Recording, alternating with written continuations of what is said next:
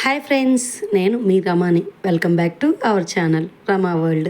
ఈరోజు వీడియో వచ్చి ఎంతో రుచికరమైన కొత్తిమీర పచ్చడి అండి. ఈ కొత్తిమీర పచ్చడి ఒక్కసారి తిన్నట్టయితే జన్మలో మర్చిపోలేరు. ఇంకా ఆలస్యం లేకుండా వీడియోలోకి అయితే వెళ్ళిపోదాం. కొత్తిమీర పచ్చడికి కావాల్సినవి ధనియాలు, జీలకర్ర, వెల్లుల్లిపాయ, చింతపండు, ఎండుమిర్చి, పచ్చెనపప్పు, కొత్తిమీర అండి. కొత్తిమీర బాగా కడుక్కొని చిన్న చిన్న ముక్కలుగా కట్ చేసుకొని పక్కనైతే పెట్టుకోవాలి. తర్వాత స్టవ్ అయితే వెలిగించి కళాయి అయితే పెట్టుకొని 2 లేదా 3 స్పూన్లు ఆయిల్ అయితే వేసుకోండి. ఆయిల్ అయితే కొంచెం హీట్ ఎక్కిన తర్వాత పచ్చెనగపప్పును అయితే వేసుకోవాలి. 1 స్పూన్ జీలకర్ర వేసుకోండి. అవి రెండు ఒకసారి బాగా కలుపుకొని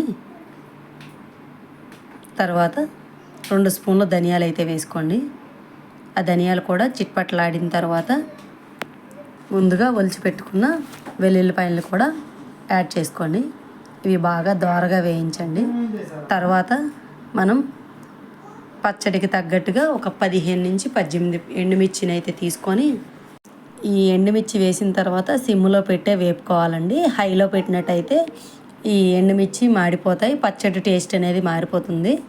ఇంకా ఎండుమిర్చి బాగా వేగిన తర్వాత ఇంకా డైరెక్ట్గా మిక్సీ జార్లోకి అయితే తీసేసుకోవచ్చు. ఇలా మొత్తం అన్నీ తీసిన తర్వాత అదే కళాయిలోకి ఇంకా నూనె ఏమి యాడ్ చేయవసరం లేదండి. ఆ నూనెలోనే మనం ముందుగా కడిగి పెట్టుకున్న కొత్తిమీరని అయితే వేసేయాలి. కొత్తిమీర చాలా ఫ్రెష్గా ఉంది కదా, మా ఇంటి పక్కన తోట ఉందండి. ఆ తోటలో అయితే తీసుకొచ్చాను. 10 రూపాయలకైతే ఇంత కొత్తిమీర అయితే పెట్టారు.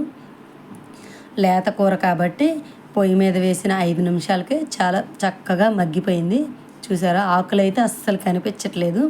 ఇలా ఒకసారి కలుపుకొని మూత పెట్టుకున్న తర్వాత ఒక 5 నిమిషాలు మగ్గించండి.